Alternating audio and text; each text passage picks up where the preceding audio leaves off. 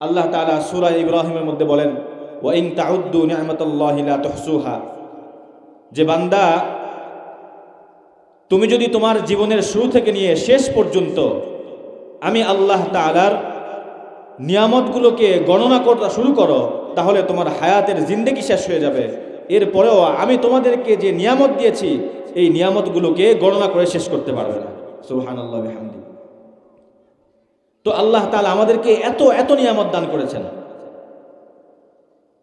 আজকে আমরা এই যে সুস্থতা বোধ করছি, আল্লাহ তাআলা আমাদেরকে সুস্থ রেখেছেন, আল্লাহ তাআলা আমাদেরকে ভালো রেখেছেন, আমাদেরকে আল্লাহ তাআলা সমাজের মধ্যে সুস্থ রেখে চলাফেরা করার তৌফিক দান করেছেন, আমাদের বিবেক বুদ্ধিকে ভালো রেখেছেন, আমরা সুন্দরভাবে চলাফেরা করতে পারছি, আমরা কথা বলতে পারতেছি, আমাদের দৃষ্টিশক্তিকে আল্লাহ তাআলা ভালো রেখেছেন। এগুলো আল্লাহ তাআলার বড় বড় নিয়ামত। আল্লাহ তাআলা সূরা কাহফের মধ্যে বলেন, কুল লাউ কানাল বাহরু, আল্লাহ তাআলা সূরা কাহফের মধ্যে বলেন, কুল লাউ কানাল বাহরু মিদাদান লিকালিমাতি রব্বি লানাফিদাল বাহরু ক্বাবলা আন তানফাদা কালিমাতু রব্বি ওয়ালাউ জি'না বিমিসলিহি মাদাদা।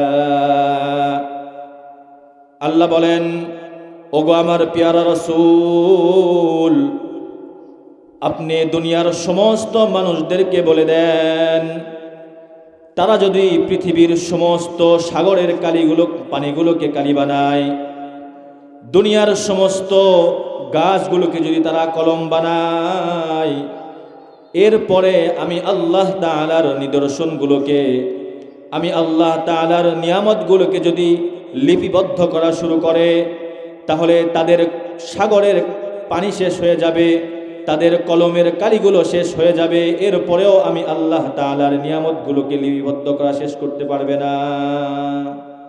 সুবহানাল্লাহ বলেন। আল্লাহ তাআলা নিজেই বলছেন যে বান্দা, পৃথিবীতে আমি এত অসংখ্য নিয়ামত দ্বারা তোমাদেরকে ডুবে রেখেছি, তোমরা যদি সারা জিন্দেগি আমি আল্লাহ তাআলার নিয়ামতের শুকরিয়া আদায় করো, আমি আল্লাহ তাআলার নিয়ামতগুলোকে খুঁজে খুঁজে লিপিবদ্ধ করা শুরু করো, তাহলে তোমাদের হায়াতের জিন্দেগি শেষ হয়ে যাবে। এরপরেও আমি আল্লাহ তাআলা এত নিয়ামত দান করলাম, এরপরেও এই নিয়ামতগুলো তোমরা গণনা করে শেষ করতে পারবে না। তো আল্লাহ তাআলা আমাদেরকে এত নিয়ামত কেন দিলেন? আল্লাহ তাআলা আমাদেরকে এত নিয়ামত দেওয়ার অর্থ হচ্ছে যে বান্দা, আমার নিয়ামতগুলোকে তোমরা দেখবে এবং আমি আল্লাহ তাআলার উপর নিয়ামতগুলো দেখার পরে নিয়ামতগুলো বুঝে বুঝে আমি আল্লাহ তাআলার উপর ঈমানকে আরো বেশি মজবুত করবে, ঈমানকে আরো বেশি শক্তিশালী করবে। এই জন্য আল্লাহ তাআলা আমাদেরকে অসংখ্য নিয়ামত দিয়েছেন। আমরা তো আমাদের চিন্তার মধ্যে আমরা এখন তো আল্লাহ তাআলার নিয়ামতগুলোকে উপলব্ধি করার যেই মন মানসিকতা, এটা আমরা ভুলে গিয়েছি। আমরা এখন গতানুগতিকভাবে আল্লাহ তাআলার বিভিন্ন নিয়ামত ভোগ করছি, কিন্তু এটাও যে আল্লাহ তাআলার বড় নিয়ামত, এই চিন্তা আমাদের মধ্যে নাই। এই নলেজটুকু আমাদের মধ্যে আজকে আস্তে আস্তে হারিয়ে যাচ্ছে। জমিনের দিকে তাকান, জমিন আমাদের জন্য আল্লাহ তাআলার পক্ষ থেকে বড় একটি নিয়ামত। আল্লাহ তাআলা সূরা নাজিয়ার মধ্যে বলেন, ওয়াল আরদা ফারাশনাহা ফানি'মাল মাহিদুন, বান্দা তোমরা যে জমিনের মধ্যে চলাফেরা করো, এই জমিনও আমি আল্লাহ তাআলার পক্ষ থেকে একটি বড় নিয়ামত। জমিনকে আল্লাহ তাআলা আমাদের জন্য নিয়ামত বানিয়েছেন। আল্লাহ বলেন, জমিনকে আমি তোমাদের জন্য বিছানা বানিয়ে দিলাম।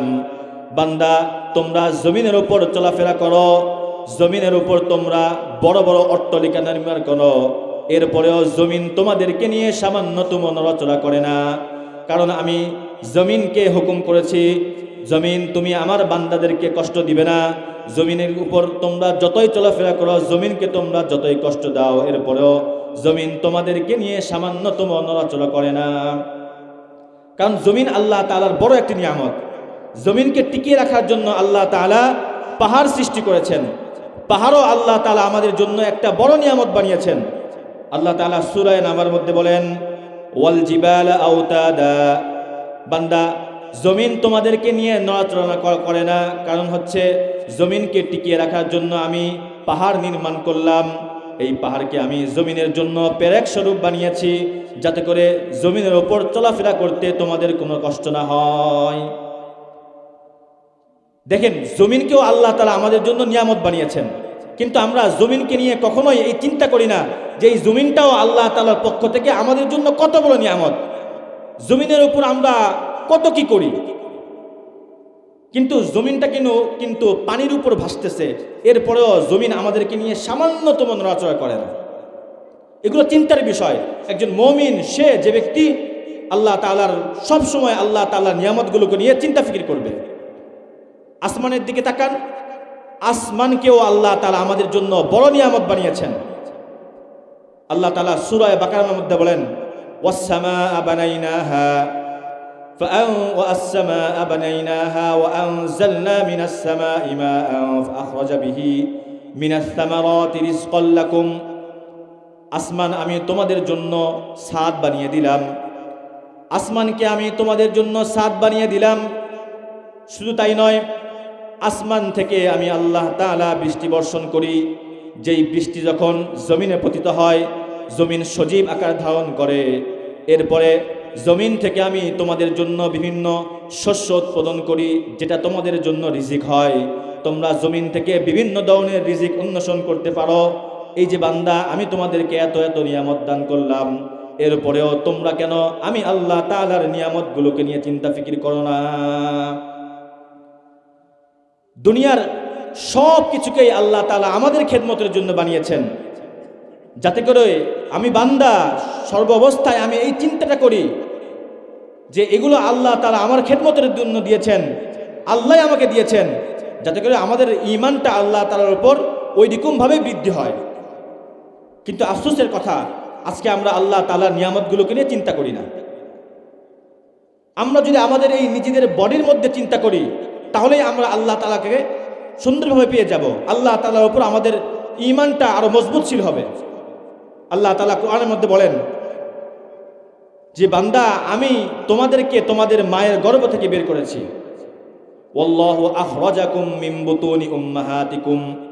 আল্লাহ বলেন, আমি তোমাদেরকে তোমাদের মায়ের গর্ভ থেকে বের করেছি। লা তা'লামুনা শাইআ, এমন অবস্থায় বের করলাম যে তোমাদের কোনো কিছু জানা ছিল না, তোমরা কোনো কিছুই করতে পারতে না। তোমাদের খাবার দরকার হইলে তোমরা খাবার চাইতে পারতে না। তোমাদের ঘুমের দরকার হইলে তোমরা মাকে বলতে পারতে না যে আমার ঘুম ধরেছে। তোমাদের পার্শ্ব পরিবর্তন করার দরকার হইলে তোমাদের এই ক্ষমতাও ছিল না। এমন অবস্থায় আমি তোমাদেরকে তোমাদের মায়ের গর্ভ থেকে বের করেছি। এরপরে আমি আল্লাহ তাআলা ভালোবেসে মায়া করে তোমাদের দিকে চোখ দান করেছি। আমি আল্লাহ তাআলা তোমাদেরকে কথা বলার জন্য জবান দান করেছি।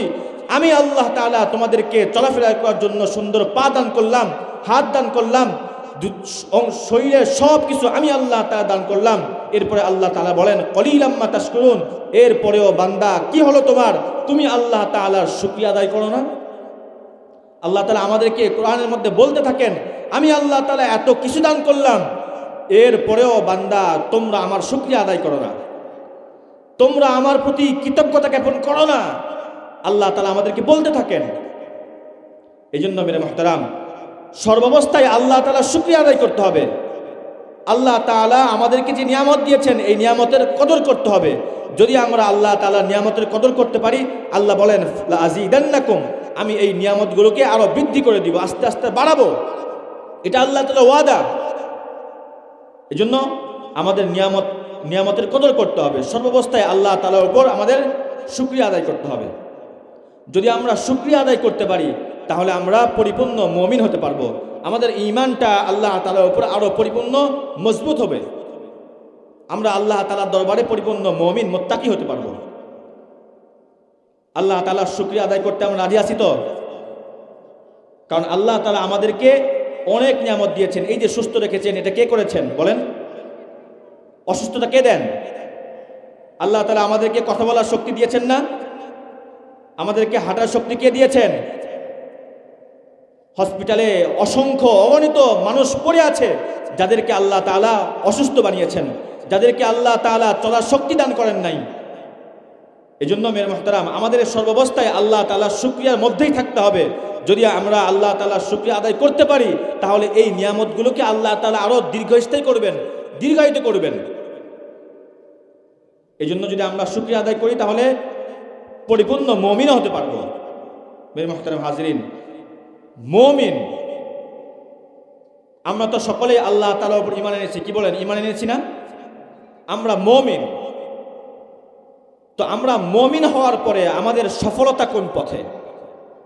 আমরা যে নিজেদেরকে মুমিন দাবি করি, আমাদের সফলতা কোন পথে আল্লাহ তাআলা রেখেছেন, এই বিষয়টা আমাদের জানা দরকার। একজন মুমিনের সফলতা কোথায়, এই বিষয়টা আমাদের জানা দরকার। সফলতা দুই ধরনের, একটা হচ্ছে দুনিয়ার সফলতা, আর একটা হচ্ছে আখিরাতের সফলতা।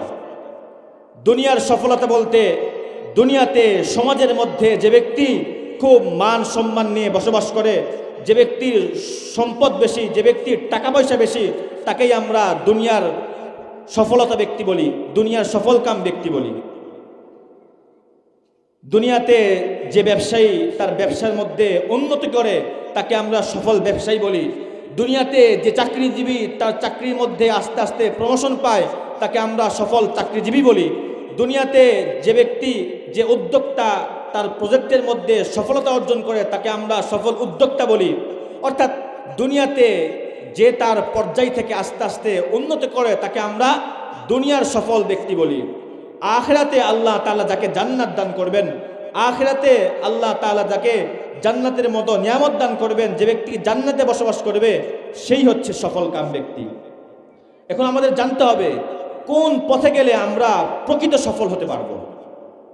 নবী আরবি সাল্লাল্লাহু আলাইহি ওয়াসাল্লাম, তিরমিজি শরীফের হাদিস, এই হাদিসের মধ্যে রাসূল আরবি সাল্লাল্লাহু আলাইহি ওয়াসাল্লাম স্পষ্টভাবে বলে দিয়েছেন কোন ব্যক্তি সফল, সফলতা কোন ব্যক্তি অর্জন করতে পারবে। এই মেসেজ রাসূল আরবি সাল্লাল্লাহু আলাইহি ওয়াসাল্লাম আমাদেরকে দিয়ে দিয়েছেন। নবী আরবি সাল্লাল্লাহু আলাইহি ওয়াসাল্লাম হাদিসের মধ্যে বলেন, আল কাইয়িসু মান দানা নাফসাহু ওয়া আমিলা লিমা বা'দাল মাউত। নবী আরবি সাল্লাল্লাহু আলাইহি ওয়াসাল্লাম বললেন, সফল ব্যক্তি হচ্ছে ওই ব্যক্তি, বুদ্ধিমান হচ্ছে ওই ব্যক্তি যে তার নিজের নফসের নিয়ন্ত্রণ নিজে করতে পারে। খেয়াল করে শোনেন, সফল ব্যক্তি কে? নবী স্পষ্ট করে বলেছেন, সফল ব্যক্তি হচ্ছে ওই ব্যক্তি যে তার নিজের নফসের নিয়ন্ত্রণ নিজে করতে পারে। নফস যখন যেটা বলে সেটা সে করে না। নফস যদি বলে গুনাহ করতে, সে গুনাহ থেকে বিরত থাকে। নফস যদি বলে হারাম খেতে, ও ব্যক্তি হারাম থেকে বিরত থাকে। নফস যদি বলে জেনা করতে, সে জেনা থেকে বিরত থাকে। নফস যদি বলে গান বাদ্য শুনতে, সে গান বাদ্য থেকে বিরত থাকে। নফস যদি বলে ঘুষ খেতে, সে ঘুষ থেকে বিরত থাকে। নফস যদি বলে মানুষের হক নষ্ট করতে, সে মানুষের হক নষ্ট করা থেকে বিরত থাকে। ওই ব্যক্তিকেই নবী আরবি সাল্লাল্লাহু আলাইহি ওয়াসাল্লাম সফল ব্যক্তি বলেছেন। ওই ব্যক্তিকেই নবী আরবি সাল্লাল্লাহু আলাইহি ওয়াসাল্লাম বুদ্ধিমান ব্যক্তি বলেছেন। নফসের কথা সে শোনে না। মুহতারাম হাজরিন, খুব খেয়াল করে শোনেন, নফস, মানুষের মন, মানুষের সবচেয়ে বড় শত্রু হচ্ছে দুইটা। একটা হচ্ছে শয়তান, আর একটা হচ্ছে মানুষের নফস। নফসের বাংলা হচ্ছে অন্তর, মানুষের অন্তর। এই দুইটা জিনিস মানুষকে সবচেয়ে বেশি ধোকায় ফেলে। দুনিয়াতে আজকে মানুষ যত গুনাহ করছে, এই দুই কারণেই করছে। হয় শয়তানের ধোকায়, না হলে নিজের মনের চাহিদা অনুযায়ী কাজ করছে। আল্লাহ তাআলা মানুষের অন্তরকে, মানুষের নফসকে একটা স্বভাব দিয়ে দিয়েছেন, গুনাহের প্রতি আকৃষ্ট করা। গুনাহের প্রতি আকৃষ্ট করা, এই স্বভাবটা মানুষকে, মানুষের অন্তরকে আল্লাহ তাআলা দিয়ে দিয়েছেন। দুনিয়াতে দেখবেন যারা গুনাহ করে, যে গুনাহ করে সে কিন্তু জানে যে এই গুনাহটা খারাপ, এরপরে কেন গুনাহ করছে? কারণ তার নফস এতটাই শক্ত হয়ে গিয়েছে, অর্থাৎ তার অন্তরের উপরে তার নিজের নিয়ন্ত্রণ নাই। মন চায় গুনাহ করতে, সে গুনাহ করে ফেলে। মন চায় হারাম খাইতে, সে হারাম খেয়ে ফেলে। মন চায় মানুষের হক নষ্ট করতে, সে মানুষের হক নষ্ট করে ফেলে। ও জানে, ওই ব্যক্তি জানে যে মানুষের হক নষ্ট করা এটা হারাম। ও জানে সুদ খাওয়া হারাম। ও জানে জেনা করা হারাম। ও জানে মানুষের উপর জুলুম করা এটা হারাম। এরপরেও সে হারাম কাজ থেকে বিরত থাকতে পারে না। কারণ হচ্ছে নফস তার উপর এতটাই ক্ষমতাশীল হয়ে গেছে, নফস তার উপর এতটাই শক্তিশালী হয়ে গেছে, সে জানা সত্ত্বেও সে নফসের বিরোধিতা করতে পারছে না। কোরআনের মধ্যে আল্লাহ তাআলা নফসের 3টা স্তর বর্ণনা করেছেন। খুব খেয়াল করে শোনেন, কোরআনের মধ্যে আল্লাহ তাআলা নফসের কয়টা স্তর বর্ণনা করেছেন? 3টা। প্রথম প্রকার আল্লাহ তাআলা সূরা ইউসুফের মধ্যে বলেন, ইন্নান নাফসা লাআম্মারাতুম বিসসু।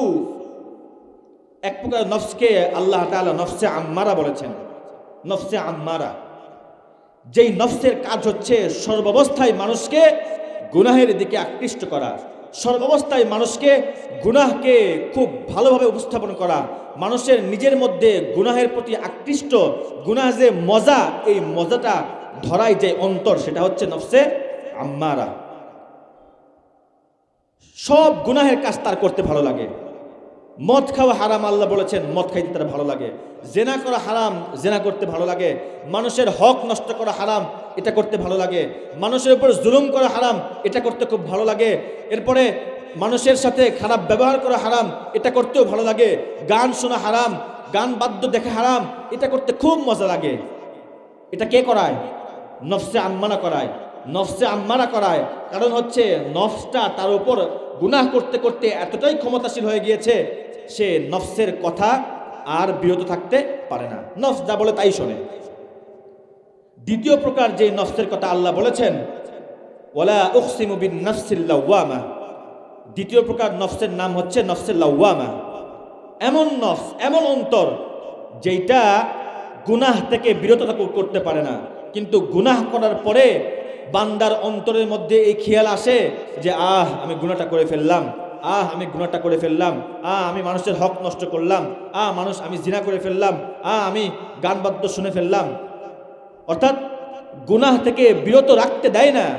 গুনাহ থেকে বিরত রাখার যে শক্তি, এই শক্তিটা বান্দা অর্জন করতে পারে না। গুনাহ করে ফেলে, কিন্তু গুনাহের পরে নফস থেকেই, অন্তর থেকেই, মন থেকেই একটা অনুশোচনা জাগে যে আমি যে কাজটা করেছি, এই কাজটা কি খারাপ কাজ, এই কাজটা হারাম কাজ। তাহলে প্রথম নফসের কাজ কি? প্রথম অন্তরের কাজ কি? মানুষকে গুনাহের দিকে আকৃষ্ট করে এবং গুনাহ করায়, কিন্তু গুনাহের পরে আর কি করে না? মানুষকে অনুশোচনা বোধ জাগায় না। আর দ্বিতীয় প্রকার হচ্ছে গুনাহ করে ঠিক আছে, কিন্তু গুনাহের পরে কি হয়? মানুষের মধ্যে অনুশোচনা আসে। তৃতীয় যেই নফসের প্রকার, সেটা হচ্ছে নফসে মুতমাইন্না। আল্লাহ তাআলা বলেন, ইয়া আইয়াতুহান নাফসুল মুতমাইন্না ইরজিই ইলা রাব্বিকি রাদিয়াতাম মারদিয়া।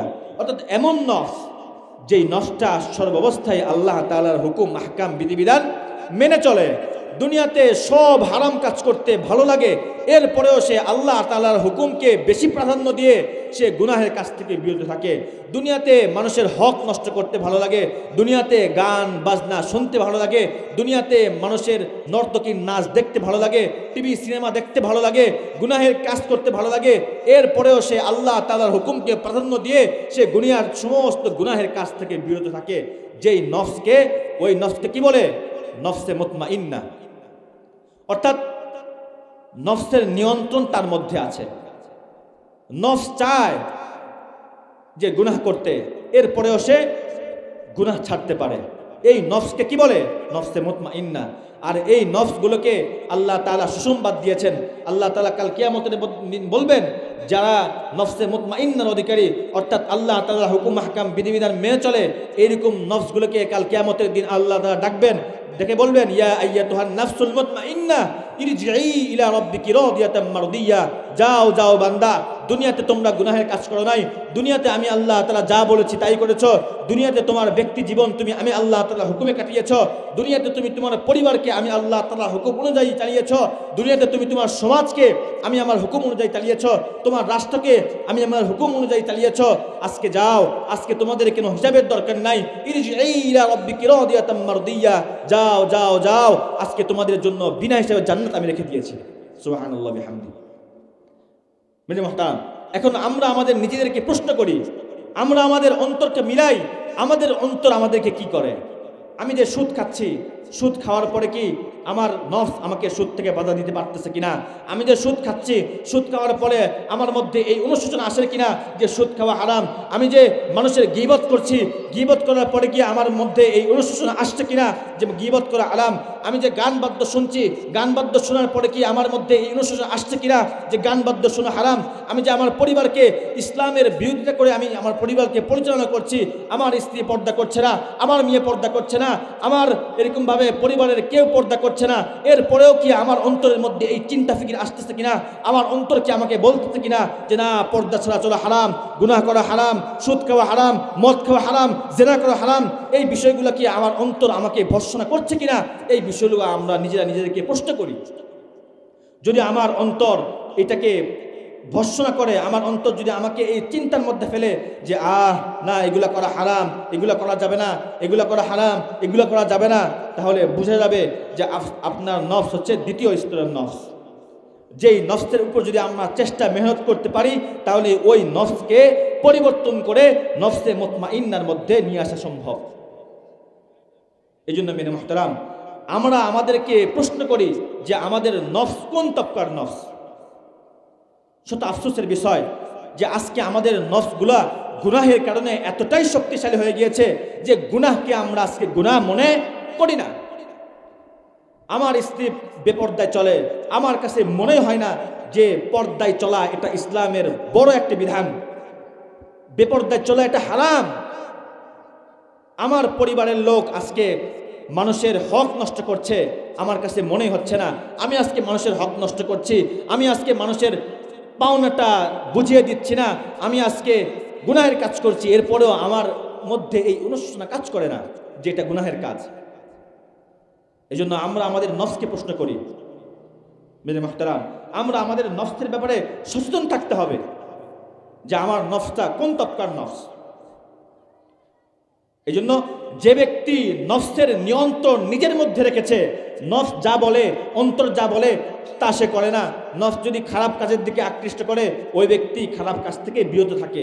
এরকম যে ব্যক্তি করতে পারে তাকে নবী আরবি সাল্লাল্লাহু আলাইহি সাল্লাম কি বলেছেন? যে সেই ব্যক্তি হচ্ছে সবচেয়ে সফল কাম ব্যক্তি, সেই হচ্ছে বুদ্ধিমান ব্যক্তি। আর কি করে?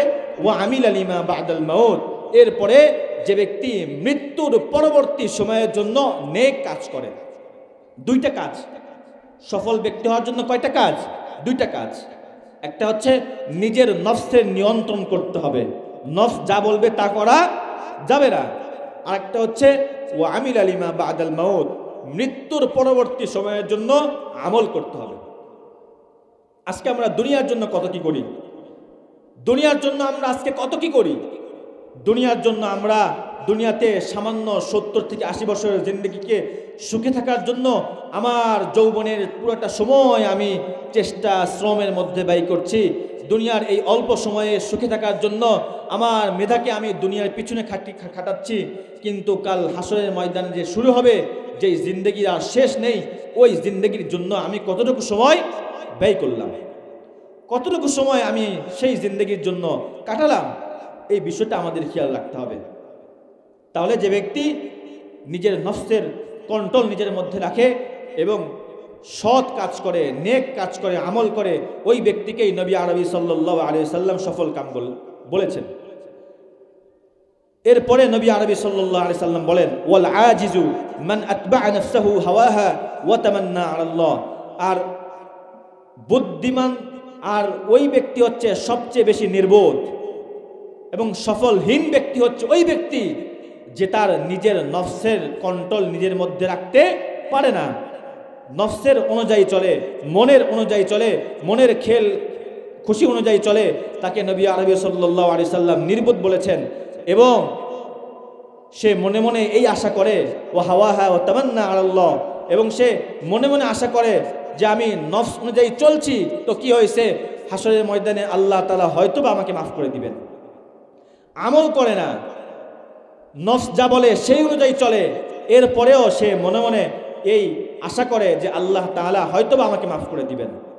আমাদের সমাজে অসংখ্য মানুষ এরকম আছে, অগণিত মানুষ এরকম আছে যারা আমল করে না, যারা আল্লাহ তাআলা হুকুম আহকাম মানে না, আল্লাহ তাআলা ফরজ বিধানগুলো মানে না, নামাজ ঠিকমতো পড়ে না, রোজা ঠিকমতো করে না, যাকাত দেয় না, হজ করে না, বিবিকে পর্দায় রাখে না, মেয়েকে পর্দায় রাখে না, হারাম ভক্ষণ করে, সুদ খায়, জেনা করে, ব্যভিচার করে, মদ খায়, গান বাদ্য শোনে, এরকম অসংখ্য মানুষ আছে যারা মনে মনে এই আশা করে বসে আছে যে হয়তোবা আল্লাহ তাআলা রহমান আর রহিম নামের উসিলায় কাল কিয়ামতের দিন আমাকে মাফ করে দিবেন।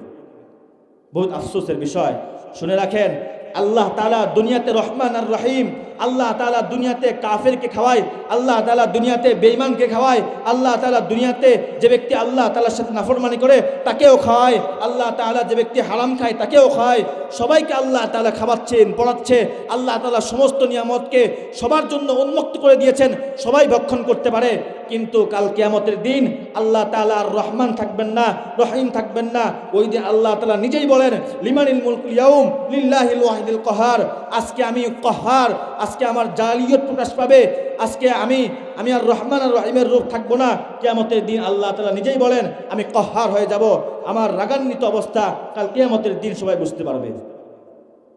এই জন্য মেরে মুহতারাম, খুব চিন্তার বিষয়। আজকে আমরা যে মনে মনে আশা করে বসে আছি, রসুল এই শব্দটাই বলেছেন, ওয়া হাওয়াহা ওয়া তামান্না আলাল্লাহ, যে আমাদের আশা আছে যে হয়তোবা আল্লাহ তাআলা মাফ করে দিবেন। কাল কিয়ামতের দিন মাফ পাওয়া এত সহজ না, এত সহজ না। এই জন্য আমাদের চিন্তার মধ্যে রাখতে হবে, আমাদের চিন্তা করতে হবে যে আল্লাহ তাআলা কোন পথে আমাদের নাজাত রেখেছেন, কোন পথে আল্লাহ তাআলা আমাদের সফলতা রেখেছেন। একজন মুমিনের সফলতা কোন পথে?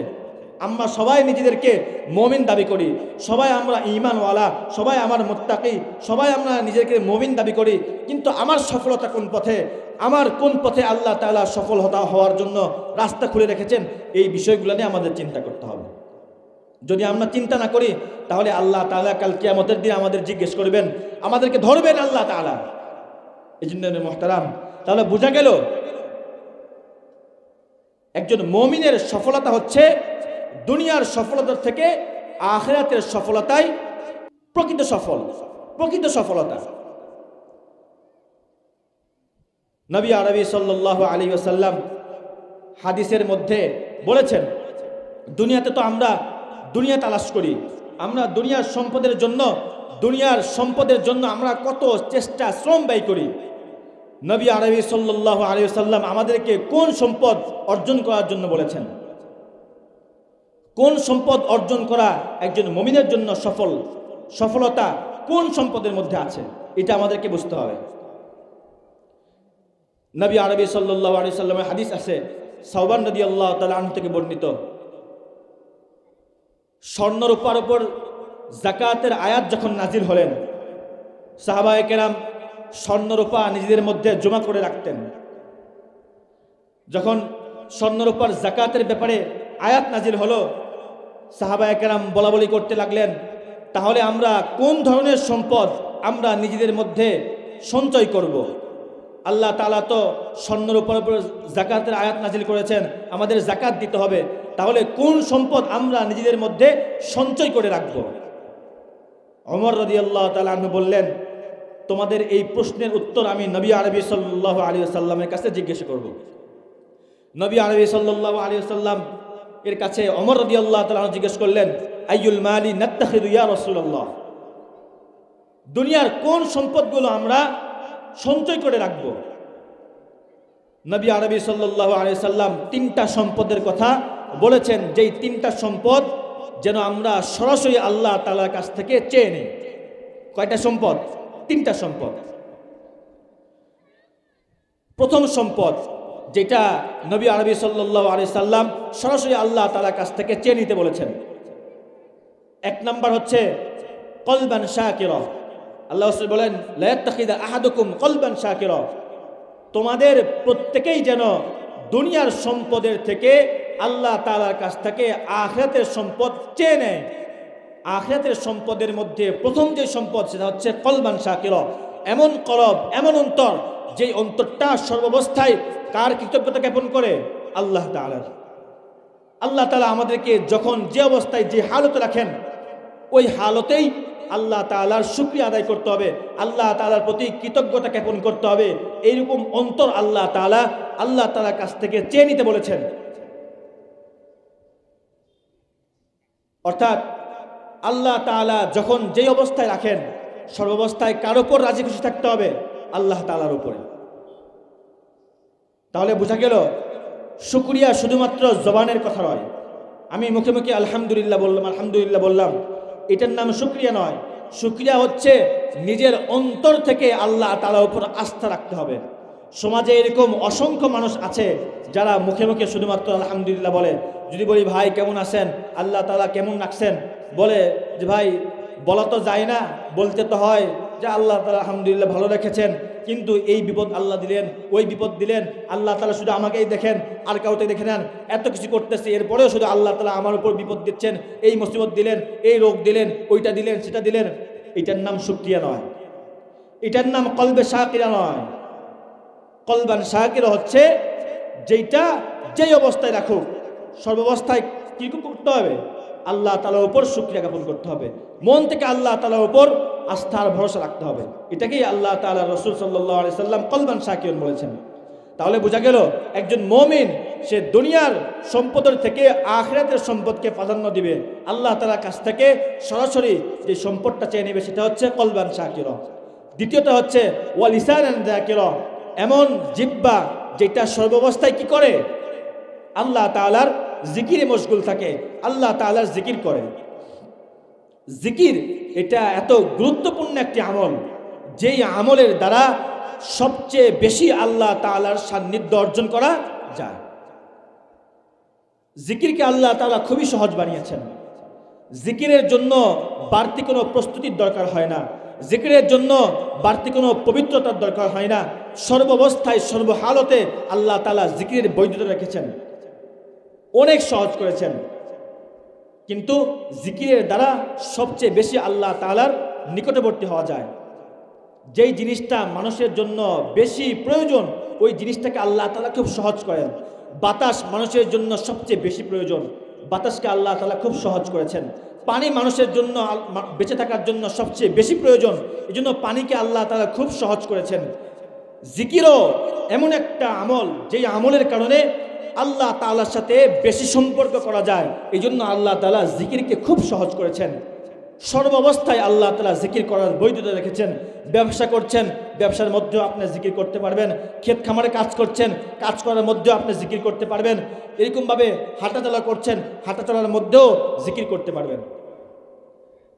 এই জন্য আল্লাহ তাআলা বলেছেন তোমরা আল্লাহ তাআলার কাছ থেকে সবসময় ওয়া যিকরান, এমন জিকির চাও, এমন জিহ্বা চাও যেটা সর্বাবস্থায় কি করে? আল্লাহ তাআলার জিকিরে মশগুল থাকে। নবী আরবি সাল্লাল্লাহু আলাইহি সাল্লামের একটা হাদিস আছে, ইন্না রাজুলান ক্বাল, নবী আরবি সাল্লাল্লাহু আলাইহি সাল্লামের কাছে গ্রামের একজন লোক এসে বলছে ইন্না শারাইয়াল ইসলামি ক্বাদ কাসরাত আলাইয়া, ও আল্লাহর রাসূল আমি তো গ্রামের মূর্খ মানুষ, আমি তো গ্রামের একজন অবোধ মানুষ, ইসলামের এত বিধিবিধান আমার মনে থাকে না, ইসলামের এত ফরজ বিধান আমার মনে থাকে না, ওয়াজিব বিধান মনে থাকে না, সুন্নতে মুআক্কাদা মনে থাকে না, এত কিছু আমি মনে রাখতে পারি না। ফাআখবিরনি বিশাইইন আতাবাশশাতু বিহা, যে আমাকে এমন একটি আমল শিক্ষা দেন যেই আমলের কারণে আমি আল্লাহ তাআলার কাছে সবচেয়ে বেশি প্রিয় আর মাহবুব হতে পারবো। ইসলামের এত কাজ আমি করতে পারি না। তখন নবী আরবি সাল্লাল্লাহু আলাইহি সাল্লাম বললেন লা ইয়াজালু লিসানুকা রাতবাম মিন যিকরিল্লাহ, যে বান্দা তোমাকে আমি এমন একটা আমল দিলাম যেই আমলের কারণে তুমি সর্বাবস্থায় আল্লাহ তাআলার সাথে সম্পর্ক রাখতে পারবে, সেটা হচ্ছে লা ইয়াজালু লিসানুকা রাতবাম মিন যিকরিল্লাহ, কোনো সময় যেন তোমার জিহ্বা আল্লাহ তাআলার জিকির থেকে খালি না থাকে। তোমার জিহ্বা যেন কখনোই আল্লাহ তাআলার জিকির থেকে খালি না থাকে। এই যে তাহলে বোঝা গেল জিকির কতটাই গুরুত্বপূর্ণ, জিকির কতটাই গুরুত্বপূর্ণ। এই জন্য আমাদের খেয়াল রাখতে হবে আমরা যেন আল্লাহ তাআলার কাছ থেকে কলব যিকরান, এমন জিকির চাই, এমন জিহ্বা চাই যেটা সর্বাবস্থায় আল্লাহ তাআলার জিকিরে মশগুল থাকে। আর তৃতীয় যে সম্পদ আল্লাহ তাআলা চেয়ে নিতে বলেছেন সেটা হচ্ছে ওয়া যাওজাতান তুঈনুহু বিল আখিরা, এমন স্ত্রী নেককার যেটা সর্বাবস্থায় আমাকে আল্লাহ তাআলার দিকে, আল্লাহ তাআলার সাথে সম্পর্ক করার জন্য মাধ্যম হয়। সমাজে আমরা বিবাহ শাদী করি, বিবাহ শাদীর ক্ষেত্রে আমরা প্রাধান্য দেই, কার সম্পদ বেশি আছে, কার বাপের সম্পদ বেশি, কার বাপের জায়গা জমি বেশি আছে, কোথায় বিবাহ করলে আমি দুনিয়াভাবে আর্থিক আমার সম্বল বাড়বে, আর্থিকভাবে আমি লাভবান হব, এরকম ঘরে আমি সম্বন্ধ করে সেখানে বিয়ে করি। কিন্তু নবী আরবি সাল্লাল্লাহু আলাইহি সাল্লাম বলেছেন, মুমিন তো ওই ব্যক্তি যে ব্যক্তি সরাসরি আল্লাহ তাআলার কাছ থেকে এমন স্ত্রী চায়, এমন ফ্যামিলিতে বিয়ে করতে চায়, যেখানে বিয়ে করলে যে স্ত্রীর দিকে তাকালে সরাসরি আল্লাহ তাআলার কথা মনে হয়, যে স্ত্রীর দিকে তাকালে সরাসরি জান্নাতের কথা মনে হয়, যার সাথে থাকলে, যার সোহবতে থাকলে জান্নাতে যাওয়ার জন্য রাস্তা সহজ হয়ে যায়, এইরকম মানুষকে, এইরকম বিবিকে আল্লাহ তাআলার কাছ থেকে চেয়ে নেওয়ার জন্য রাসূল আমাদেরকে শিখিয়েছেন। এই জন্য মেরে মুহতারাম, তাহলে আমরা বুঝতে পারলাম একজন মুমিনের সফলতা হচ্ছে দুনিয়াতে না, আখিরাতে। একজন মুমিন কখনোই দুনিয়ার সম্পদ চাইতে পারে না। একজন মুমিন সর্বাবস্থায় আখিরাতকে পাওয়ার জন্য, আখিরাতে যাওয়ার, জান্নাতে যাওয়ার যেই মাধ্যমগুলো আছে ওইরকম মাধ্যমকে আল্লাহ তাআলার কাছ থেকে চেয়ে নেবে। এটাই হচ্ছে সফল মুমিনের একটা সিফত, একটা গুণ।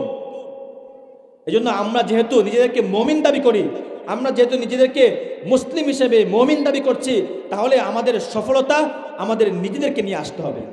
দুনিয়ার হাইসিয়তে, দুনিয়ার চাকচিক্য আর সম্পদের মধ্যে আল্লাহ তাআলা কখনো সফলতা রাখে নাই। দুনিয়াকে আল্লাহ তাআলা খুব নগণ্য আর সামান্য হিসেবে বানিয়েছেন। দুনিয়ার এই জিন্দেগিকে আল্লাহ তাআলা খুবই অপছন্দ করেন। দুনিয়াকে আল্লাহ তাআলা মানুষের চাকচিক্য আর পরীক্ষার জন্য বানিয়েছেন। নবী আরবি আল্লাহ তাআলা কোরআনের মধ্যে বলেছেন, দুনিয়াকে আমি মানুষের পরীক্ষার জন্য খুব সৌন্দর্য আর চাকচিক্য করে পেশ করেছি, যাতে করে আমি পরীক্ষা করতে পারি কে নেক আমল করে আর কে আমি আল্লাহ তাআলাকে ভুলে যায়। এটা আল্লাহ তাআলা পরীক্ষা করার জন্য আমাদেরকে দুনিয়াতে দিয়েছেন। এই জন্য একজন মুমিন হিসাবে কখনোই আমাদের উচিত নয় যে আমি আল্লাহ তাআলাকে, আখিরাতকে পিছনে রেখে দুনিয়াকে প্রাধান্য দিব। এটা আমার জন্য সবচেয়ে বেশি মূর্খামি কাজ হবে আর নির্বুদ্ধিতার কাজ হবে। আমরা আজকে দুনিয়াতে দুনিয়া পাওয়ার জন্য কত চেষ্টা আর শ্রম ব্যয় করি, কিন্তু শুনে রাখেন আল্লাহ তাআলা দুনিয়ার রিজিক আমার জন্য যতটুকু নির্ধারণ করেছে, এটা আল্লাহ তাআলা আমার জন্মের 50 বছর পূর্বে, 50,000 বছর পূর্বে লিপিবদ্ধ করে রেখেছেন। আমি দুনিয়াতে আমার চেষ্টা দ্বারা, আমি দুনিয়াতে আমার শ্রম দ্বারা, আমি দুনিয়াতে আমার মুজাহাদা দ্বারা কখনোই বেশি সম্পদের মালিক হতে পারবো না। আল্লাহ তাআলা আমাদের জন্য যা নির্ধারণ করে রেখেছেন অতটুকুই পাব। আল্লাহ তাআলা কোরআনের মধ্যে বলেছেন, যে ব্যক্তি দুনিয়া চায়, যে ব্যক্তি দুনিয়া চায় আমি তাকে দুনিয়া দেই, কিন্তু কতটুকু দেই? মা নাশাউ লিমান নুরিদ। আল্লাহ তাআলা বলেন, মা নাশাউ লিমান নুরিদ, যে ব্যক্তি দুনিয়া চায় আমি তাকে দুনিয়া দেই, তবে অতটুকুই দেই আমি আল্লাহ তাআলা যতটুকু চাই। মান কানা ইউরিদুল আজিলা, খুব খেয়াল করে শোনেন, এগুলো আমাদের বোঝা দরকার। আল্লাহ বলছেন কোরআনের কথা মিথ্যা হয়? কি বলেন? কোরআনের কথা মিথ্যা? কোরআন হচ্ছে সরাসরি কালাম। কার কথা? সরাসরি আল্লাহর কথা। আমাদের কে সৃষ্টি করেছেন? দুনিয়া কে পরিচালনা করেন? ভাগ্য কার হাতে নির্ধারিত? যেই আল্লাহ তাআলার হাতে সব কিছু নির্ধারিত, যে আল্লাহ তাআলা কোন বললে ফায়াকুন সব কিছু হয়ে যায়, ওই আল্লাহ তাআলা বলছেন, কি বলছেন? যে ব্যক্তি দুনিয়া চায়, মান কানা ইউরিদুল আজিলা, যে ব্যক্তি দুনিয়া চায়, আজ্জালনা লাহু, আমি তাকে দুনিয়া দেই, আমি তাকে দুনিয়া দেই। কতটুকু দেই? মা নাশাউ লিমান নুরিদ, আমি দেই, আমি যা চাই তা দেই। তুমি যে বান্দা আমার কাছে চাও, তোমার চা পরিমাণ আমি তোমাকে দিব না, বরং আমি আল্লাহ তাআলা যা চাই তা দেই। কিন্তু ফলে কি হয়? তুমি যে শুধু আমি আল্লাহ তাআলার কাছে দুনিয়া দিও না করো, তোমার হায়াতের জিন্দেগি দুনিয়ার পিছনে শেষ করছো, তোমার যৌবন তুমি দুনিয়ার পিছনে শেষ করছো, সব কিছু তুমি তোমার দিন ধর্মকে দুনিয়ার পিছনে শেষ করছো। এর ফলে কি হচ্ছে? সুম্মা জাআলনা লাহু জাহান্নাম, কে জাহান্নামের জন্য নির্ধারিত করলাম। তোমাকে আমি কাল কিয়ামতের দিন জাহান্নামের জন্য গ্রেফতার করব। খেয়াল করে শোনেন, তাহলে কি বললেন আল্লাহ তাআলা? তুমি দুনিয়া চাও, আমি দুনিয়া দিব, তোমার চাওয়া পরিমাণ নয়, বরং আমি আল্লাহ তাআলা যতটুকু চাই অতটুকু দিব। কিন্তু তুমি যে আমি আল্লাহ তাআলার কাছে দুনিয়া চাওয়ার জন্য আমি আল্লাহ তাআলা কি করলাম? তোমাকে জাহান্নামের জন্য গ্রেফতার করলাম। নাউজুবিল্লাহি মিন যালিক। তাহলে বুঝেন, দুনিয়ার জন্য আমরা এত পেরেশানি করি, এই পেরেশানির কি অর্থ? দুনিয়ার জন্য আমি মানুষের হক নষ্ট করি, দুনিয়ার জন্য আমি মানুষের জায়গা জমি দখল করি, দুনিয়ার জন্য আমি মানুষকে ঠকাই ফেলি, দুনিয়ার জন্য আমি ব্যবসার মধ্যে আমি নড়চড় করি, দুনিয়ার জন্য আমি ঘুষ খাই, দুনিয়ার জন্য আমি মানুষের হক নষ্ট করি, এতিমের মাল ভক্ষণ করি, আমি জায়গা জমির হিসাব ঠিকমতো করি না, পিতামাতার সম্পদকে আমি ভাইদের মাঝে বোনদের মাঝে সমানভাবে বন্টন করি না। এই যে সামান্য দুনিয়ার জন্য আমি যে এরকম করলাম, সম্পদকে আল্লাহ তাআলা আমাকে বাড়ায় দিবেন? কি বলেন, দিবেন? এই কাজগুলোর জন্য আল্লাহ তাআলা আমাকে জাহান্নামে গ্রেফতার করবেন। কিন্তু আল্লাহ তাআলা কি বলেন পরে? মান কানা ইউরিদুল আখিরাহ। কিন্তু যেই বুদ্ধিমান ব্যক্তি, যেই সফল ব্যক্তি আখিরাত চায়, মান কানা ইউরিদুল আখিরাহ, যে ব্যক্তি আখিরাত চায়, ওয়া সাআলাহা, সামান্যতম আখিরাতের জন্য চেষ্টা করে, সামান্যতম, ওহুয়া মুমিন, এমন অবস্থায় যে সে মুমিন। আমরা সবাই মুমিন না? আমাদের ঈমান আছে না? তো আমরা যদি এখন আখিরাতের জন্য সামান্যতম চেষ্টা করি, তাহলে আল্লাহ তাআলা কি করবেন? ফালানুহইয়ান্নাহু হায়াতান তাইয়্যিবা। সুবহানাল্লাহ বলেন। যদি আমরা আখিরাতকে চাই, দুনিয়াকে না চাই, দুনিয়াকে পাশে রেখে আমাদের মাকসাদ যদি হয় আখিরাত, আমাদের মাকসাদ যদি হয় জান্নাত, তাহলে আল্লাহ বলেন ফালানুহইয়ান্নাহু হায়াতান তাইয়্যিবা, তাহলে বান্দা আমি তোমাদেরকে এমন এক সুখময় জীবন দান করব, যেই জীবনের মধ্যে তোমরা দুনিয়াতে খুব সুখ শান্তিতে খুব বরকত নিয়ে জীবন যাপন করতে পারবে, আর মৃত্যুর পরে শুধুমাত্র মরাটাই তোমার জন্য বাধা, মৃত্যুর সাথে সাথে আমি তোমাদেরকে জান্নাতে প্রবেশ করাবো। সুবহানাল্লাহ বিহামদি। আমরা যদি আখিরাত চাই, কি চাই? আমাদের মাকসাদ যদি হয় আখিরাত, আমাদের মাকসাদ যদি হয় আখিরাত, তাহলে আল্লাহ ওয়াদা করেছেন তুমি দুনিয়াকে পাশে রেখে আখিরাত দিকে লক্ষ্য স্থির করো, করেই দেখো না বান্দা আমি তোমার সাথে কেমন মুআমালাত করি। আমি তো ওয়াদা করলাম, আমি আল্লাহ তাআলা ওয়াদা করলাম আমি তোমাদেরকে সুখময় জীবন দান করব, আমি তোমাদেরকে এমন জিন্দেগি দান করব যেই জিন্দেগির মধ্যে কোনো পেরেশানি থাকবে না, যেই জিন্দেগির মধ্যে কোনো চিন্তা থাকবে না, যেই জীবনের মধ্যে কোনো পেরেশানির কোনো লেশ মাত্র থাকবে না। এরকম জিন্দেগি আমি তোমাদেরকে আল্লাহ তাআলা দান করব। এটা কার ওয়াদা? আল্লাহ তাআলা ওয়াদা।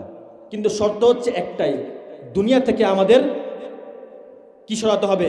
দুনিয়া থেকে আমাদের লক্ষ্য সরাতে হবে। লক্ষ্য কি বানাইতে হবে? আখিরাত। এখানেই আমরা দুনিয়ার মানুষরা আজকে ব্যর্থ, এখানেই আমরা ব্যর্থ। আমাদের লক্ষ্য থাকে দুনিয়া, আখিরাতকে আমরা পরে মানি। আখিরাত পিছনে, আগে দুনিয়া। দুনিয়া ঠিক রেখে এরপরে আমরা আখিরাত। যাদের উপর আল্লাহ তাআলা হজ ফরজ করেছেন ওনাদের কথা কি থাকে? আগে আমি আমার সব কিছু ঠিক রাখি, বাড়ি করি, গাড়ি করি, জায়গা জমি ঠিকঠাক করি, ছেলে মেয়েদেরকে লেখাপড়া করে বিয়ে শাদী দেই, এরপরে না হলে আমি হজ করলাম। যাকাত যাদের উপর ফরজ হয়েছে, দুনিয়া সব কিছু ঠিকঠাক করে সব কিছু করে এরপর যদি কিছু সম্পদ আমার থাকে এরপরে আমি যাকাত দেই। নামাজের সময় হয়ে গেলে সব কিছু ঠিকঠাক করে এরপরে না হলে আমি নামাজে গেলাম। এই যে আমাদের যে চিন্তা, আমাদের যে প্রবণতা, আখিরাত পরে দুনিয়া আগে, আখিরাত পরে দুনিয়া আগে, এই জন্য আল্লাহ তাআলার যে ওয়াদা ফালানুহইয়ান্নাহু হায়াতান তাইয়্যিবা, এই ওয়াদা আল্লাহ তাআলা আমাদের জন্য প্রয়োগ করেন না। কিন্তু সমাজে যারাই, দুনিয়াতে যারাই তাদের চিন্তা চেতনা লক্ষ্যকে আখিরাত বানিয়েছেন, তাদের খবর, তাদের ঘরের খবর নিয়ে দেখেন, তাদেরকে আল্লাহ তাআলা দুনিয়াতে সবচেয়ে বেশি সম্মানী, দুনিয়াতে সবচেয়ে বেশি শান্তিময় আর সুখময় জীবন দান করেছেন। আল্লাহ যেমন সত্য, তার কোরআন তেমন সত্য। আর কোরআন যদি সত্য হয় তাহলে আল্লাহ তাআলা ওয়াদা কখনোই মিথ্যা হবে না, কখনোই মিথ্যা হবে না। আজকে আমাদের কনসেপ্টের মধ্যে আমাদের আজকে ভুল আছে, আমাদের চিন্তার মধ্যে আজকে ভুল, এই জন্য আল্লাহ তাআলা আমাদের সাথে তার ওয়াদা পূরণ করছে না। আজকে সমাজে আমরা অনেক মানুষ এরকম আছি, গুনাহকে আমরা গুনাহ মনে করি না, গুনাহ করছি এটাকে মনেই করছি না যে গুনাহ। বেপরদায় চলছে, বেপরদায় চলা যে এটা একটা হারাম জিনিস, এটা হারাম। কোরআনে আল্লাহ তাআলা অসংখ্য আয়াতের মধ্যে পর্দার বিধানকে জারি করেছেন, আল্লাহ তাআলা এটাকে হারাম করেছেন। এই হারামটা আজকে আমরা মনেই করি না, এটাকে আমরা এতটাই শিথিল করে ফেলেছি। সমাজে গান বাদ্য শোনা, এটাকে আমরা জায়েজের পর্যায়ে নিয়ে গিয়েছি। এটাকে আমরা জায়েজ মনে করি যে একটু গান শুনলে কি হয়, একটু সিনেমা দেখলে কি হয়, এটাকে আমরা খুবই সামান্য মনে করি। অসংখ্য গুনাহের কাজকে আমরা গুনাহ মনে করছি না। এটা বহুত আফসোসের বিষয়, এটা বহুত আফসোসের বিষয়। মানুষের সম্পদ নষ্ট করা এটা হারাম, এটাকে আমরা গুনাহ মনে করি না, দেদারসে করছি। তো আমি মুসলমান হিসাবে আল্লাহ তাআলা আমাকে 7 বছরের জিন্দেগি দান করলেন, আমার মধ্যে কেমন অনুশোচনা আসা দরকার যে হায় আমি কি করছি, হায় আমি কি করছি। মেরে মুহতারাম, যদি আমরা সফল হতে চাই তাহলে আমাদের দুনিয়াকে ত্যাগ করে আখিরাতকে প্রাধান্য দিতে হবে। কিন্তু দুনিয়াতে ত্যাগ করার অর্থ এটা না যে দুনিয়া থেকে আল্লাহ তাআলা আমাকে মাহরুম করে দিবেন, দুনিয়াকে আল্লাহ তাআলা আমাকে দিবেন না। মেরে মুহতারাম, দুনিয়া যদি আমরা ত্যাগ করতে পারি, দুনিয়া আমার পায়ের নিচে চলে আসবে, এটা আল্লাহ তাআলা ওয়াদা। দুনিয়াকে আমাদের ত্যাগ করতে হবে, আখিরাতকে ধরতে হবে, তাহলে অবশ্যই আমরা সফল মুমিন হতে পারবো। আর যদি সফল মুমিন হতে পারি তাহলে ইরজিই ইলা রাব্বিকি রাদিয়াতাম মারদিয়া, যাও যাও যাও, আজকে যাও, আজকে তোমাদের জন্য কোনো বিচার সালিশ নেই, যাও তোমরা জান্নাতে চলে যাও। মেরে মুহতারাম, যদি আমরা এই একটা বিষয় ঠিক রাখতে পারি, প্রকৃত মুমিন হওয়ার যদি আমরা সফল হতে চাই, তাহলে আল্লাহ তাআলার যেই বিধিবিধান, যেই রুলস আমাদের জন্য জারি করেছেন, ওই বিষয়টা আমাদের ফলো রাখতে হবে। আমি যে বললাম সফল হওয়ার জন্য 2টা কাজ আমাদেরকে বেশি বেশি করতে হবে, সেটা হচ্ছে নিজের নফসের চাহিদা বাদ দিয়ে আল্লাহ তাআলার মানসা অনুযায়ী চলতে হবে, আর একটা হচ্ছে আমলে সালেহ করতে হবে, নেক কাজ করতে হবে। যদি এই 2টা আমরা করতে পারি তাহলে আমরা প্রকৃত বললে মুমিন হতে পারবো। আমরা নিজেদেরকে মুমিন দাবি করি, কিন্তু মুমিন হওয়ার জন্য যেই সিফতগুলা থাকা দরকার, একজন সফল মুমিনের জন্য আল্লাহ তাআলা যেই সিফতগুলো জারি করেছেন, একজন সফল মুমিনের মধ্যে কোন কোন সিফত থাকা দরকার, এই সিফতগুলো আজকে আমাদের মধ্যে নাই। শুধুমাত্র আমরা হেডলাইনে নামকে অস্তে মুমিন, কিন্তু মুমিনের যে গুণ থাকা দরকার সেই গুণগুলো আজকে আমাদের মধ্যে নাই। কিন্তু খুব স্পষ্ট ভাষায় আল্লাহ তাআলা বলে দিয়েছেন সূরা মুমিনুনের মধ্যে, আল্লাহ বলছেন কদ আফলাহাল মুমিনুন, ওই মুমিনরা সফল হয়েছে, ওই মুমিনরা সফল কাম। 1 নম্বর গুণ হচ্ছে আল্লাযীনা হুম ফি সলাতিহিম খাশিউন। খুব খেয়াল করে শোনেন, সফল মুমিনের একটা গুণ হচ্ছে যে তার নামাজকে সে খুশু আর খুজুর সহিত আদায় করবে, সে নামাজের ব্যাপারে যত্নশীল হবে, নামাজকে প্রাধান্য দিবে। কিন্তু আফসোসের বিষয়, মসজিদে আজান হয়, নামাজের সময় হয়ে যাচ্ছে, মসজিদে মুসল্লির কোনো জায়গা হয় না, মুসল্লি হয় না।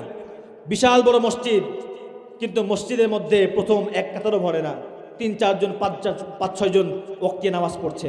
কিন্তু আমি নিজেকে মুমিন দাবি করছি, নিজেকে মুসলমান দাবি করছি, কিন্তু মুমিন হওয়ার জন্য প্রথম যেই কনসেপ্ট, সফল মুমিন হওয়ার জন্য প্রথম যেই গাইডলাইন আল্লাহ তাআলা দিয়েছেন, ওটাতেই আমি ফেল করে বসলাম। নামাজের ব্যাপারে আমাদের কোনো চিন্তা ফিকির নাই, নামাজের ব্যাপারে আমাদের কোনো খেয়াল নাই, নামাজের ব্যাপারে আজকে আমরা মারাত্মকভাবে উদাসীন। নামাজ তো পড়ি না, যারাই পড়ি তাদেরও নামাজ আল্লাহ তাআলার দরবারে কবুল হচ্ছে কিনা এই বিষয়ে আমরা খেয়াল করি না। ইসলামকে আল্লাহ তাআলা খুব সহজ বানিয়েছেন, খেয়াল করে শোনেন, ইসলামকে আল্লাহ তাআলা খুব সহজ করেছেন। আল্লাহ তাআলা কখনোই ইসলামকে বান্দার সাধ্যের বাইরে এরকম কোনো বিধান আল্লাহ তাআলা দুনিয়াতে দেন নাই। কিন্তু মনে রাখতে হবে, এই সহজ বিধানগুলো যদি আমরা রসুলের তরিকা অনুযায়ী করি তাহলে অল্প একটু আমলই আল্লাহ তাআলার কাছে যথেষ্ট। আর যদি রসুলের তরিকাকে বাদ দিয়ে আমি আমার মনের মানসা অনুযায়ী, আমার চিন্তা অনুযায়ী, আমার খেয়াল অনুযায়ী যদি হাজার হাজার আমল করি, ওটাও আল্লাহ তাআলা কোনো ফায়দা দিবেন না। মুমিনের প্রথম সিফত হচ্ছে যে তারা নামাজের হেফাজত করবে, নামাজকে খুশু আর খুজুর সহিত পড়বে। কিন্তু আজকে আমরা নামাজকে অনেক দূরে রেখেছি, নামাজ ঠিকমতো পড়ি না, ওয়াক্ত অনুযায়ী নামাজ পড়ি না, জামাতের সাথে নামাজ পড়ি না। আফসোসের বিষয় হচ্ছে যারাই নামাজ পড়ি, যারা পড়ে না তাদের কথা বাদই দিলাম, যারাই পড়ে তাদের নামাজ কি সহিভাবে হচ্ছে কিনা এই বিষয়টা আবার আমরা খেয়াল করি না। সমাজে অসংখ্য মানুষ এরকম আছে যাদের জিন্দেগি 70 থেকে 80 বছর হয়ে গিয়েছে, কিন্তু নামাজ পড়ছে, নামাজের ফরজ কয়টা সেটা সে জানে না, নামাজের ওয়াজিব কি এটা সে জানে না, নামাজ কখন ভেঙে যায় এটা সে জানে না, নামাজের সুন্নত কোনটা এটা সে জানে না, কোন কাজ করলে নামাজ ভেঙে যায়, কোন বিষয় হলে নামাজ ভেঙে যাবে, কোন বিষয় হলে নামাজ ভাঙবে না, এই বিষয়গুলো আমরা সমাজের 99% মানুষ আমরা জানি না। আফসোসের বিষয়, কাল কিয়ামতের দিন যদি আল্লাহ তাআলা জিজ্ঞেস করে, বান্দা তোমার কোনো নামাজ আমার দরবারে কবুল হয় নাই, আপনি কি বাঁচতে পারবেন যে ইয়া আল্লাহ আমি তো জানি না? তো জানো না তে শিখো নাই কেন? সমাজে এখন শিখার জন্য অসংখ্য পদ্ধতি আল্লাহ তাআলা আমাদের জন্য সহজ করেছেন। অসংখ্য এরকমভাবে মাধ্যম আছে নামাজকে সহিভাবে শেখার জন্য। আপনার এই কথা আল্লাহ তাআলা কখনোই গ্রহণযোগ্য গ্রহণ করবেন না যে আমি শিখতে পারি নাই। এই জন্য তো আল্লাহ তাআলা বলেছেন, তুমি তোমার সারা জিন্দেগি লাগিয়ে তুমি ছাত্র হও, কোরআনের ছাত্র হও, তালিবুল ইলম হও, শিখার কোনো শেষ নেই।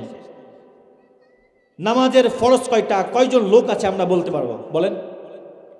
নামাজের সুন্নত কয়টা, কয়জন আছে আমরা বলতে পারবো? অজুর ফরজ কয়টা, এরকম অনেক মানুষ আছে অজুর ফরজ কয়টা এটাও বলতে পারি না।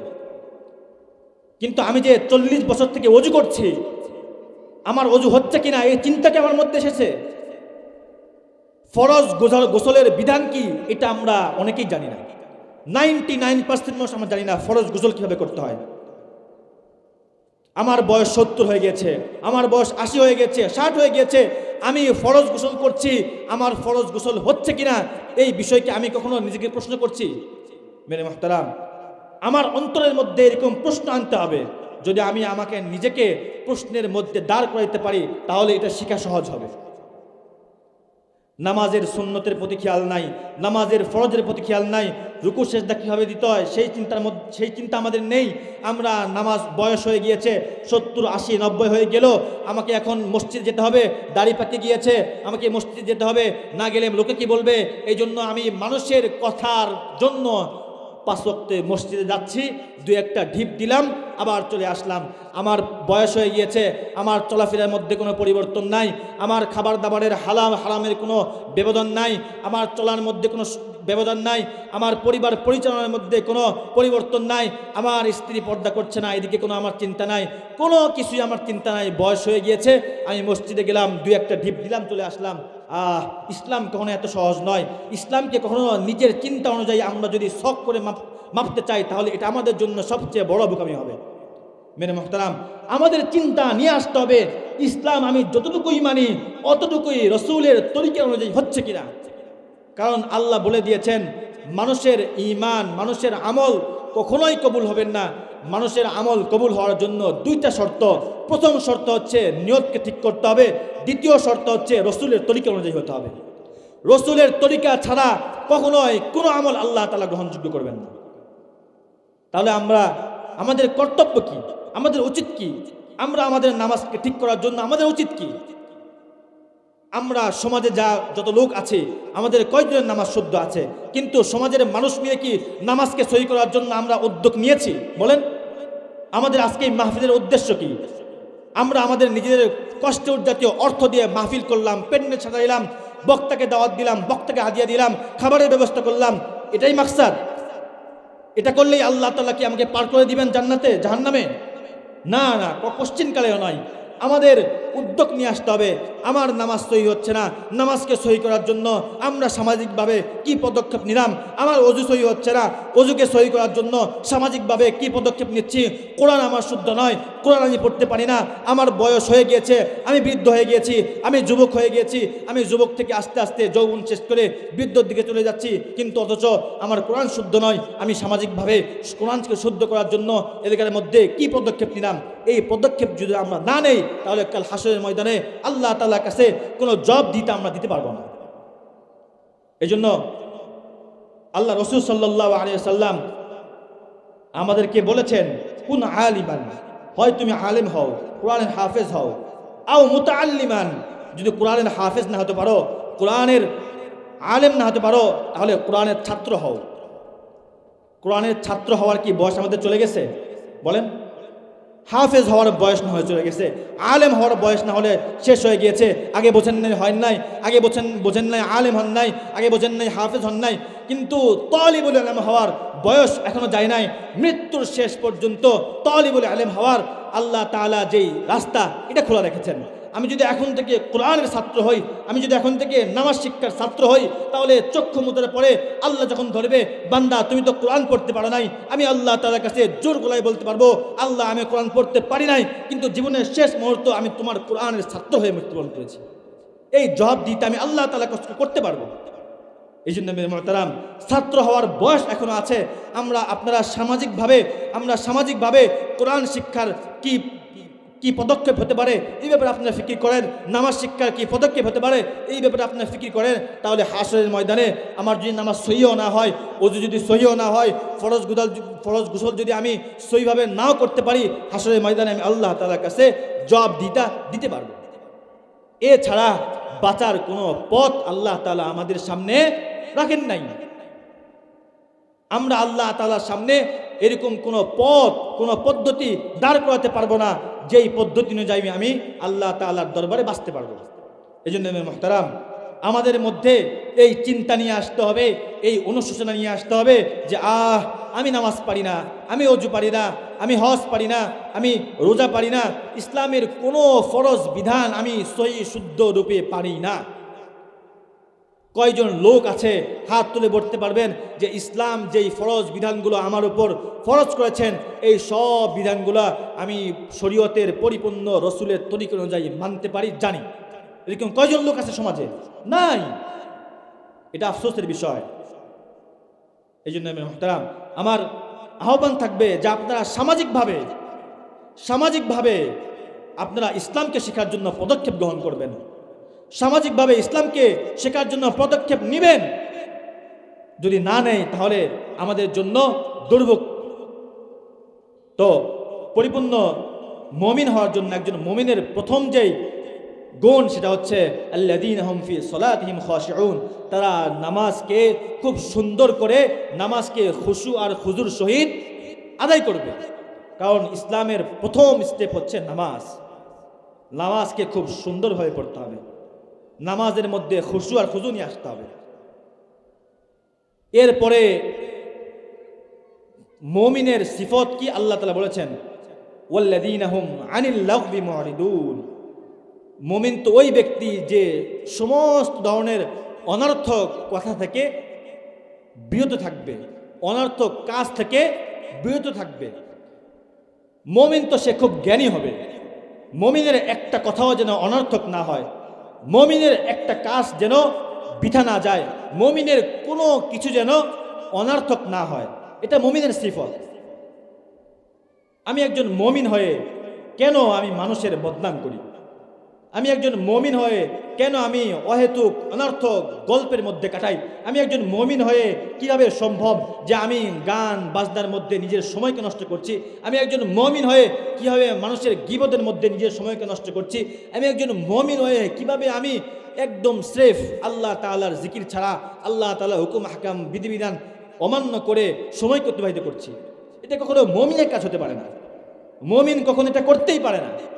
কারণ মুমিনের প্রত্যেকটা সময়ের অনেক দাম, মুমিনের প্রত্যেকটা সময়ের অনেক দাম।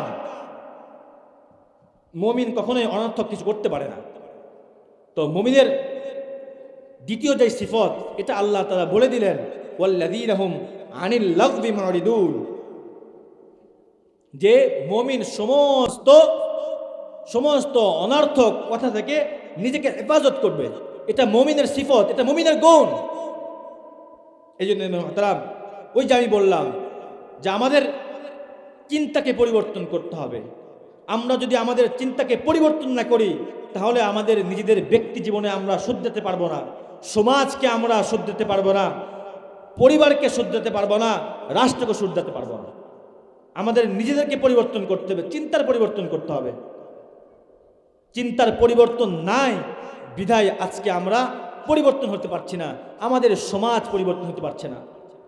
সমাজে এত বিপর্যয় আজকে, সমাজ এতটাই নিকৃষ্ট হয়ে যাচ্ছে, সমাজটা আমাদের এতটাই খারাপের দিকে যাচ্ছে যেটা বলে শেষ করা যাবে না। আল্লাহ তাআলা বলছেন, মুমিন তো তারা যারা সমাজের সমস্ত অনর্থক কাজ থেকে বিরত থাকবে। সমাজ আজকে অনেক বিপর্যয়ের দিকে চলে যাচ্ছে। আমরা যদি অনর্থক কাজগুলো বাদ দেই তাহলে সমাজ আস্তে আস্তে আমাদের জন্য ঠিক হয়ে যাবে। আল্লাহ তাআলা সমাজকে যেভাবে পরিচালনা করার জন্য বলেছেন ওইভাবে যদি আমরা পরিচালনা করি তাহলে আমরা ব্যক্তিগতভাবে ঠিক হয়ে যাব এবং সমাজকেও আমরা ঠিক করতে পারব। মেরে মুহতারাম, তাহলে একজন মুমিনের দ্বিতীয় সিফত হচ্ছে যে সে সমস্ত অনর্থক কাজ থেকে ফারেক থাকবে, সমস্ত অনর্থক কাজকে বাদ করবে। প্রথম কাজ হচ্ছে আল্লাযীনা হুম ফি সালাতিহিম খাশিউন, ওয়াল্লাযীনা হুম আনিল লাগবি মুরিদুন। তৃতীয় যে সিফত সেটা হচ্ছে ওয়াল্লাযীনা লিফুরুজিহিম হাফিজুন, সে তার লজ্জাস্থানকে হেফাজত করবে। সমাজ বিপর্যয় হওয়ার একটা বড় কারণ হচ্ছে আজকে সমাজে জেনা ব্যভিচার বেড়ে গিয়েছে। সমাজের যুব সমাজ আজকে নষ্ট হয়ে যাচ্ছে। একটা কারণ সেটা হচ্ছে সে তার লজ্জাস্থানকে হেফাজত করতে পারছে না, সে তার চক্ষুকে হেফাজত করতে পারছে না। আজকে যুব সমাজ এতটাই নিকৃষ্ট হয়ে যাচ্ছে, সমাজের কি পরিমাণ বিবর্তন আমরা দেখতে পাচ্ছি। জেনা ব্যভিচার বেড়ে যাচ্ছে সমাজের মধ্যে। মানুষের ইজ্জতের কোনো, আমরা ইজ্জত যে বড় একটি সম্পদ, এ ব্যাপারে কোনো পদক্ষেপ আমরা নিতে পারছি না। সমাজ আজকে অনেক খারাপের দিকে চলে যাচ্ছে। কিন্তু যদি আমরা আল্লাহ তাআলা যে কনসেপ্ট, এগুলো যদি মানতে পারি যে একজন মুমিনের সিফত কি, সে তার লজ্জাস্থানকে হেফাজত করবে, এটা যদি আমরা করতে পারি তাহলে সমাজ আস্তে আস্তে ঠিক হয়ে যাবে।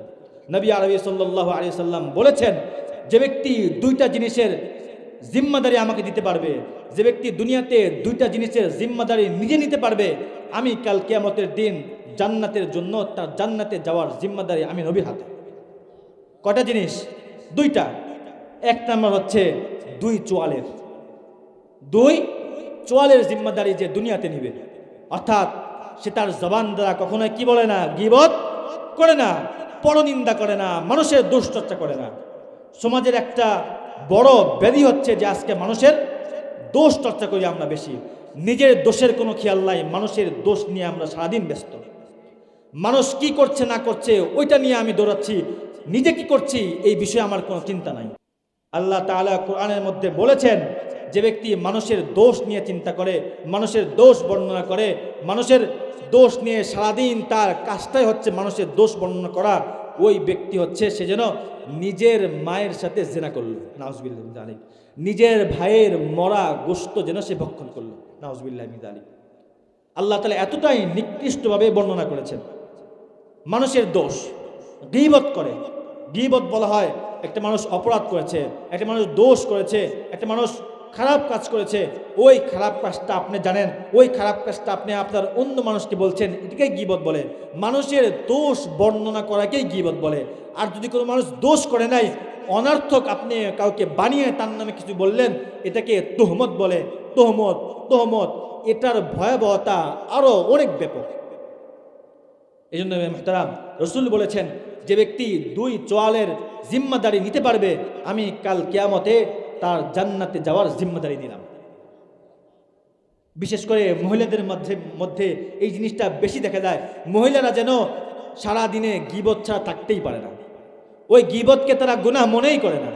ওই গীবতকে তারা অনেক কিছু মনে করে, যে আমি আজকে অন্যের নামে একটু দোষ বর্ণনা করে, একজনের দোষ তার কাছে বর্ণনা করে তার কাছে একটু ভালো হইলাম, তার দোষ তার কাছে বর্ণনা করে তার কাছে বাহবা পেলাম, এটা আরো ভালো কাজ মনে করে, এটাকে বলে সে নিজেকে নিজের মধ্যে খুব উৎফুল্লতা মনে করে। কিন্তু এটা খুব আফসোসের বিষয় যে গীবত এটা এতটাই নিকৃষ্ট জিনিস। গীবত মানুষের আমলকে জ্বালিয়ে দেয়।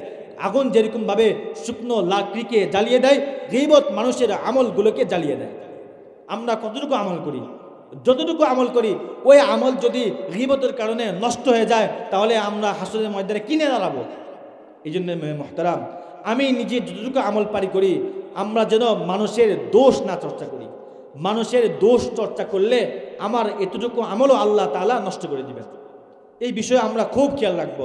শয়তান সর্বাবস্থায় আমাদের আমলকে নষ্ট করার জন্য আমাদেরকে অস্ত্র দিতে থাকে। শয়তান সর্বাবস্থায় গীবতকে খুব মজা আর সুন্দর করে আমাদের সামনে উপস্থাপন করে, আমরা যেন খুব ভালোভাবে মানুষের দোষ বর্ণনা করি। শয়তান সর্বাবস্থায় এই বিষয়টা নিয়ে আমাদের উপর কাজ করতে থাকে। এই জন্য আমাদের খেয়াল রাখতে হবে আমরা যেন এই দুই চোয়ালের হেফাজত করতে পারি, মিথ্যা কথা না বলি, মানুষের গীবত না করি, পরনিন্দাকে না করি, মানুষের নামে বানিয়ে তোহমত না দিই। এই বিষয়টা সম্পর্কে আমরা অবশ্যই খেয়াল রাখবো। আর একটা জিম্মাদারি, সেটা হচ্ছে যে ব্যক্তি দুই রানের মাঝখানের জিম্মাদারি নিবে, অর্থাৎ যে ব্যক্তি লজ্জাস্থানের জিম্মাদারি নিবে, যে ব্যক্তি লজ্জাস্থানের হেফাজত করবে দুনিয়াতে, আমি রাসূল বলেন আমি হাসরের ময়দানে তাকে জান্নাতে নেওয়ার জন্য জিম্মাদারি নিলাম। কিন্তু আজকে আমরা এই দুইটার হেফাজত করতে পারি না, এই দুইটার হেফাজত আমরা করতে পারি না। আমরা আমাদের লজ্জাস্থানের অপব্যবহার করি, আমরা আমাদের জবানের অপব্যবহার করি, যদি আমরা এটাকে বুঝতাম, এটা করতাম, তাহলে অবশ্যই আল্লাহ রাসূল সাল্লাল্লাহু আলাইহি সাল্লাম আমাদের জন্য জিম্মাদারি নিতেন। কিন্তু খুব খুব কঠিন জবানের জিম্মাদারি নেওয়া, জবানকে হেফাজত করা, এটা আমাদের জন্য খুব কঠিন। কিন্তু এই কঠিন বিষয়টা আমাদের চেষ্টা মুজাহাদার মাধ্যমে সহজ করতে হবে। এই জন্য মুহতারাম, আমরা যদি এই দুইটা জিম্মাদারি নিতে পারি, তাহলে আল্লাহ রাসূল সাল্লাল্লাহু আলাইহি সাল্লাম জান্নাতের জন্য জিম্মাদারি নেবেন। এই জন্য বলতেছিলাম যে আমরা যদি নিজেদের আল্লাহ নবী আরবি সাল্লাল্লাহু আলাইহি সাল্লাম আল্লাহ তাআলা কোরআনের মধ্যে মুমিনের এই সিফতগুলো আছে, এই সিফতের 3 নম্বর যে সিফত, সেটা হচ্ছে নিজেদের লজ্জাস্থানের হেফাজত করতে হবে। যদি আমরা নিজেদের লজ্জাস্থানের হেফাজত করি, তাহলে আমরা সফল মুমিন হতে পারবো। আর যদি সফল মুমিন হতে পারি, তাহলে আল্লাহ তাআলা আমাদের জন্য জান্নাত অবধারিত রেখেছেন। কাল কিয়ামতের ময়দানে মরা মাত্রই আল্লাহ তাআলা বলবেন, ইজঈ ইলা রাব্বিকি রাদিয়াতাম মারদিয়া, যাও, আজকে তোমাদের জন্য কোনো হিসাবের দরকার নেই। দুনিয়াতে তোমরা, আমি আল্লাহ তাআলা হুকুম মেনেছ, দুনিয়াতে তোমরা তোমাদের নফস এর কথা শোনো নাই, নফস যা বলেছে তার বিপরীত করেছ। আজকে আমি আল্লাহ তাআলা তোমাদের জন্য জান্নাতকে সহজ করে দিলাম, হিসাব ছাড়া তোমরা জান্নাতে ঢুকে যাও। সুবহানাল্লাহ বিহামদিহি। এই জন্য মেরে মুহতারাম, আমরা যদি নিজেদেরকে সফল করতে চাই, তাহলে আল্লাহ তাআলা যেই রাস্তায়, যেই পথে, যেই বিধানের মধ্যে সফলতা রেখেছেন, ওই বিধান, ওই রাস্তা আমাদের ফলো করতে হবে। তাহলে কাল কিয়ামতের দিন আল্লাহ তাআলা আমাদের জন্য সহায়ক হবেন এবং জান্নাতে যাওয়ার জন্য আমাদের জন্য খুব সহজ করবেন। আল্লাহ তাআলা আমাদেরকে পরিপূর্ণ মুমিন হওয়ার তৌফিক দান করুন এবং যেই কথাগুলো বললাম, এই কথাগুলোর উপর আমল করার তৌফিক দান করুন। আমিন। ওয়া আখিরু দাওয়ানা আলহামদুলিল্লাহি রাব্বিল আলামিন।